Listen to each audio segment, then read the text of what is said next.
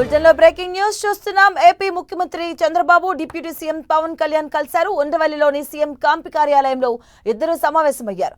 ఈ మీటింగ్ లో తాజా రాజకీయ పరిణామాలపై చర్చిస్తున్నారు.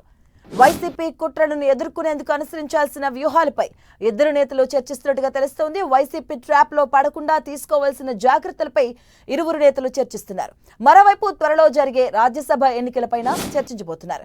కూటమి తరపున అభ్యర్థుల ఎంపికపై ఇరువురు నేతలు చర్చించబోతున్నట్టుగా సమాచారం.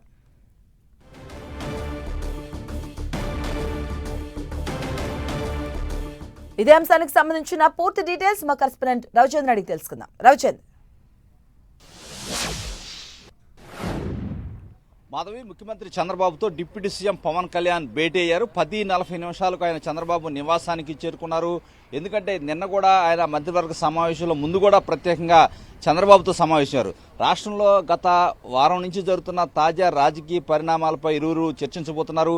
ఎందుకంటే తిరుపతి కల్తీ లడ్డు వ్యవహారం సంబంధించి కీలక పరిణామాలు సంభవించాయి. దీనికి సంబంధించి సిట్టు కూడా రాష్ట్ర ప్రభుత్వానికి 14 పేజీల లేఖ రాసింది. దానికి బాధ్యులైన వారిపై చర్యలు కూడా రాష్ట్ర ప్రభుత్వం ఉపక్రమించింది. ఈ నేపథ్యంలో రాష్ట్రంలో వైసీపీ చేస్తున్న ప్రచారాన్ని ధీటుగా ఎదుర్కొనాల్సిన అవసరం ఉందని కూడా ఇరువురు అభిప్రాయపడుతున్నారు. ఇప్పటికే నిన్న కూడా చాలాసేపు చర్చించారు.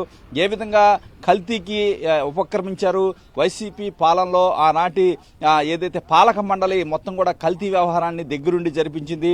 250 కోట్ల రూపాయల కుంభకోణం కల్తీ లడ్డు వ్యవహారంలో జరిగిందని చెప్పి అని వీరు అభిప్రాయపడుతున్నారు. ఈ నేపథ్యంలో కల్తీ చేసిందే కాక, తప్పు చేసిందే కాక ఎదుటి వారిపై నిందలు వేసే విధంగా కూడా వైసీపీ వ్యవహరిస్తుంది. దీన్ని గట్టిగా తిప్పికొట్టాల్సిన అవసరం ఉంది.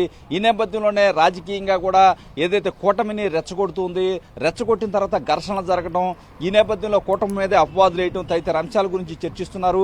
ఎవరు కూడా కూటమి నేతలు ఎవరు కూడా ఉద్రేక పడవద్దు, వైసీపీ ట్రాప్ లో మనం పడవకూడదని చెప్పి ఇప్పటికే ఇరువురు నేతలు కూడా తమ కేడర్కి చెప్తున్న పరిస్థితుంది. ఈ నేపథ్యంలోనే ఒక వ్యూహం అయితే కూటమి తరఫున ఉండాల్సిన అవసరం ఉందని భావిస్తున్నారు. అందుకే చంద్రబాబుతో పవన్ కళ్యాణ్ భేటీ అయ్యారు. నిన్న కూడా బీజేపీ నుంచి కూడా సత్యకుమార్ కూడా చంద్రబాబుతో సమావేశం అవడం జరిగింది.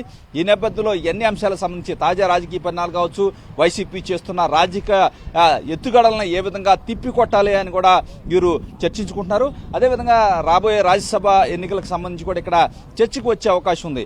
ఎందుకంటే రేపు ఈ నెలాఖరు కావచ్చు, మార్చి మొదటి వారంలో కావచ్చు రాజ్యసభ నోటిఫికేషన్ వచ్చే అవకాశం ఉంది.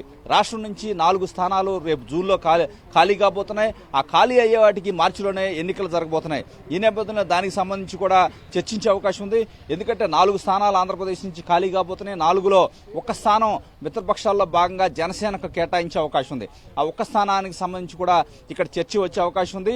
ఎందుకంటే జనసేన తరఫున లింగంనేని రమేష్ పేరు ప్రధానంగా వినిపిస్తుంది. ఈ నేపథ్యంలో అది కూడా చర్చకు వచ్చే అవకాశం ఉంది.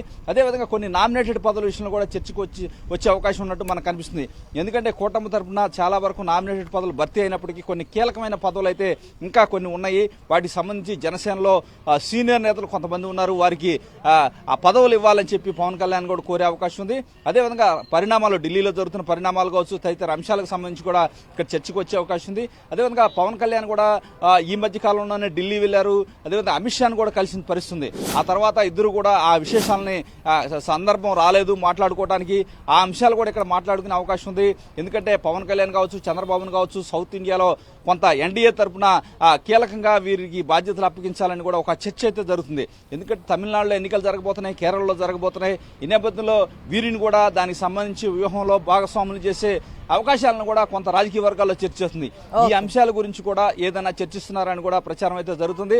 ఏది ఏమైనా రాష్ట్రంలో జరుగుతున్న పరిణామాలు వైసీపీ కుట్ర రాజకీయాలను ఏ విధంగా తిప్పికొట్టాలని ప్రధానంగా చర్చిస్తున్నారు. కేడర్కి ఇరువురు కలిసి ఒక మెసేజ్ కూడా ఇచ్చే అవకాశం అయితే మనకు కనిపిస్తుంది. Right, thank you Ravichandra.